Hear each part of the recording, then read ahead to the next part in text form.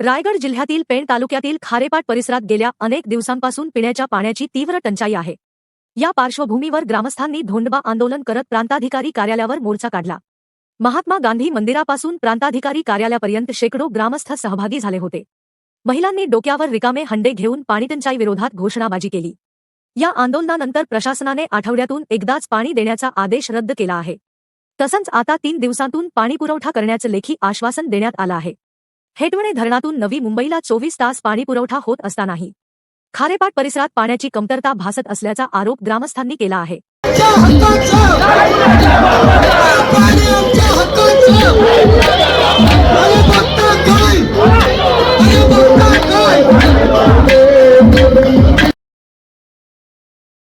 त्याने देखील सर्वांनाच एवढी पोट गिळत आहे की खारेपाटामध्ये पाणी मिळालंच पाहिजे, पण मग हे पाणी मिळत का नाहीये?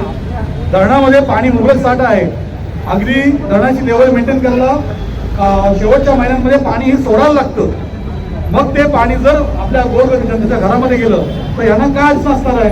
हा एक सर्वसामान्य प्रश्न मला एक पडलेला आहे। आणि आता जी पाणी टंचाई यांनी आपल्यावरती लादलेली आहे, मी खरंच म्हणतो लादलेली आहे, कारण मुबलक साठा असताना जर तुम्ही पाणी देऊ शकत नसाल तरी तुम्ही जाणून बुजून लादलेली पाणी टंचाई आहे। याचा नक्की हेतू काय? जी MMRD येते त्याच्यासाठी आपली गावाच्या गावा यांना खाली तर करत नाहीत ना, हा एक प्रश्न माझ्या मनात एक उद्भवतोय।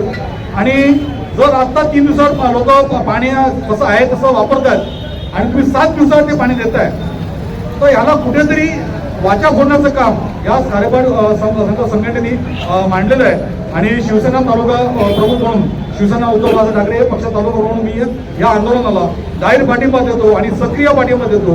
नुसतंच बोलून नाही तर आज आमचे शिवसेनेचे अनेक कार्यकर्ते पदाधिकारी आज इथे उपस्थित आहेत। असंच जर सर्वांनी एकत्रितरित्या, कारण अमुक पक्षाच्या लोकांच्या घरात पाणी जाते तर अमुक पक्षाच्या लोकांच्या पाणी घरात जात नाही असा काही विषय नाहीये।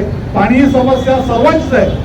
त्याच्यामुळे पाणी नळाचं पाणी येतं ते पक्ष बघून काय नळाचं पाणी घरात जात नाही। तरी या संघटनेने जे आंदोलन आता पुकारलेलं आहे, मला वाटतं हे अंतिम आंदोलन असावं, कारण लोकांचा सहभाग ज्या प्रमाणात पाहिजे त्या प्रमाणात लोकांचा सहभाग दिसत नाही।